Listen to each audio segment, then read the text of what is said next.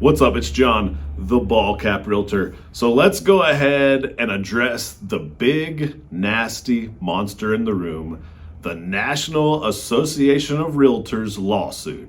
I'm sure by this point you've heard about it. It's been all over Fox News, CNBC. If you watch the news in general, it was probably the headline. Your local news has covered it. It's been in the newspaper, it's been in magazines, it has been absolutely everywhere. But what does this lawsuit actually mean? Let's cover that right now. So let's start with why the National Association of Realtors got sued in the first place. So they were able to prove that there were real estate agents out there that were not showing houses that offered a 2% commission. They would pull 6 to 8 houses for their clients. 7 of the houses would have a 3% commission for the buyer's agent, and 1 house would have a 2% commission for the buyer's agent. And they were able to prove that realtors were not showing the 2% commission house, but were showing the 3% commissions house. So I'm sure you've heard the news say things like realtors were trying to price fix. This was, blah, blah. They hammered down on all kinds of stuff. I want to be very clear. I have bought houses for I've represented my buyers on houses that have offered 2% commissions numerous times. I have sold houses with a 2% commission on the selling side. But again, like every industry, there are some bad apples in it. And there were realtors that were not showing houses that offered 2% commissions. So right off the bat, what did they say they were going to do? They said, we are removing in MLS, the multiple listing service, which all realtors use. You have to be a realtor to have access to the MLS. There used to be a section at the very bottom that said, 123 Banana Street. Here's all the goods on it. Here's all your pictures. Here's all the private remarks. Here's everything you need to know about this house. And at the very bottom, it said this seller is offering a 3% commission. Or this seller is offering a 2% commission. Commissions have always been negotiable. Always. That's a fact. They was in the very bottom of MLS. And again, there were agents not showing 2% houses. So how do we fix this? Well, what they decided to do was it is no longer public information what the seller is offering to pay a buyer's agent. It's no longer public information. It can't be on MLS. It can't be on Zillow. You can't put it on Facebook. You can't put it out in a public forum in general. So the media saw this and they ran with the narrative that sellers no longer have to pay buyer agent commissions. I can tell you in this lawsuit, I've sat and talked with numerous real estate attorneys at this point, numerous title companies and their attorneys at this point. I've looked over the paperwork myself at this point, and there is nowhere in the lawsuit that states sellers do not have to pay commissions to buyers. Those words aren't there. Now, are all commissions negotiable? Yes. Could a seller decide that they don't want to offer a commission to the buying side? Yes, it's always been like that. If you didn't want to offer a commission, you didn't have to. But again, there are consequences that come along with that. And there are repercussions that could possibly make your house harder to sell. And one of those repercussions, is a first-time home buyer. There's a lot of things they have to pay for off the bat, right? So they have to pay for their loan. They have to pay for origination fees through their loan. They have to pay taxes on that house. They have to put X amount of taxes up front on that house. There are title fees that the buyer has to pay on the title side. So there's a lot of money that a buyer has to come to the table with money with, right? So that's kind of always been why the sellers paid the commission to a buyer's agent, because the buyer has to bring a ton of money to the table to start with. So if you no longer offer a commission to the buying agent and the buying agent's client has to now pay that buying agent, that's even more money that a buyer has to come up with to pay for representation in a real estate transaction. So if a buyer has to come up with even more money, it now becomes harder to buy. it becomes that you can't afford possibly a nicer house. There's a lot of repercussions that come along with that for first-time home buyers. And then in the VA world, you can't give. There's no down payments in VAs, right? They can't give a commission to a real estate agent. So how in the VA world is this going to work out for our veterans? And of course, we love our veterans. That's why the program was set up to start with. So why would we punish veterans or even buyers in this situation? And technically, we're not. Sellers can still offer commissions to buying agents. It's just negotiable. So the next question is, John, how do we know what the sellers are offering if it's not public knowledge? It's easy. It's a phone call. I now represent you as a buyer. You want to buy said house. I call them. We say, hey, how's the roof on that? I didn't see it in the seller's disclosure. Oh, okay, yeah. 8 years old. Awesome. Air conditioning system. Was there any foundation issues? No, we're good there too. Man, that's awesome. My clients really, really love your house. While I got you on the phone, one more question. Is your seller offering a buyer's agent commission?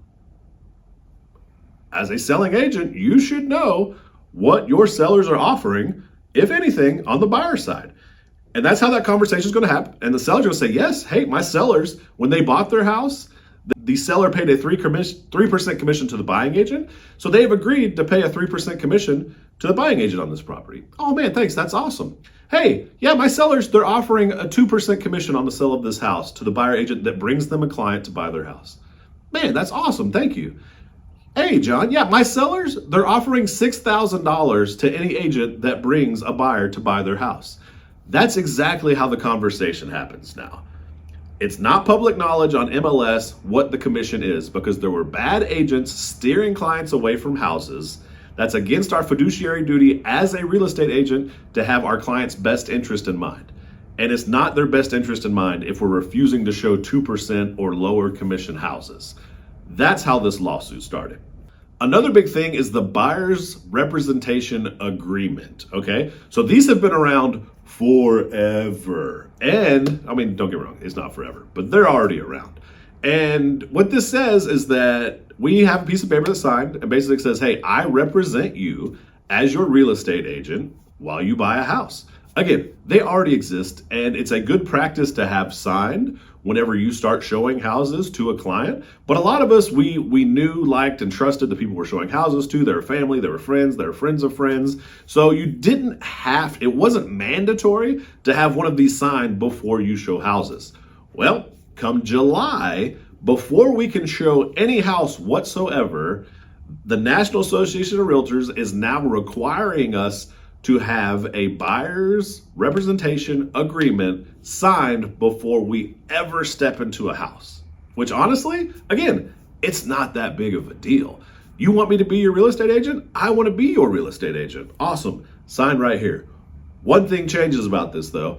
On that buyer's representation agreement now, we have to put on that how much money as a real estate agent I'm going to make on your buying transaction. So we sign, my name's John, your name's Banana Hammock Guy, awesome, cool dude. You sign here, I sign here.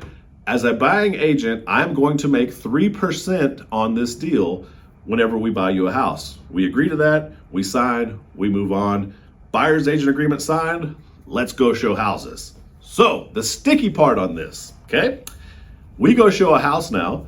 I make the phone call. Hey, I've got clients. They love your house. They want to submit an offer. I had a couple questions about the swimming pool. It looked like this. Was there some repairs done? Okay, awesome. Hey, is your client offering a seller commission? Oh, yeah. Hey, John, thanks for calling. Hey, the pool was repaired. No big deal. Yes, they're offering a 2% commission to the buying agent on the sale of this house. Hey, awesome. Thanks so much. I'll be submitting that offer later today. We hang up, talk to my clients. Let's roll, right? So we submit the offer. They offer 2%. But I know what you're saying. John, that buyer's representation agreement, you said 3% on, okay? I cannot make more than 3% on my buyer's representation agreement. What I can do though, is I can make less money. I will accept that 2% and I am not charging my buyer the extra 1%. I will take the 2% that they bring to the table, okay? Again, it's all negotiable, right? So what happens if we call that house now and they say, hey, I'm so sorry, John, my seller is not offering a buyer's agent commission. at all. They're not offering any money. At that point, I do have to sit down with my client and have a discussion. Say, hey, I know you guys love this house. They are not offering any money whatsoever on the buy side of this. Is there any way, I know we have a 3%, at that point, me and my buyer can negotiate possibly what my buyer would compensate me. We could go back to the seller and we could negotiate more and say, hey, Jim Bob Smith here, I have buyers that love this house. They want to submit an offer, but they have informed me that, unless your seller is willing to pay $3,000, let's not even put a percentage, let's put a number on it. If they're not willing to offer at least $3,000 on the buying side of this house, they're not going to submit an offer. That could be a real possibility. That could happen. I could go back to the buyer and the buyer could say, John, I can't afford to pay you $2,000. I can't afford to pay you $3,000. I can't afford to pay you the 3% that's on the buyer's agent agreement, right? That's a real possibility. And the seller, they're refusing to pay any money whatsoever.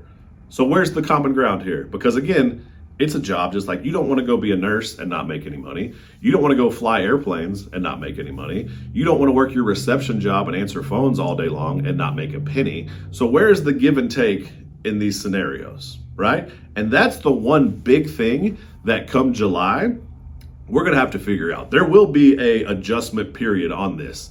But what I can tell you is if you've bought a house up to this point in your life, that seller paid your agent to buy that house.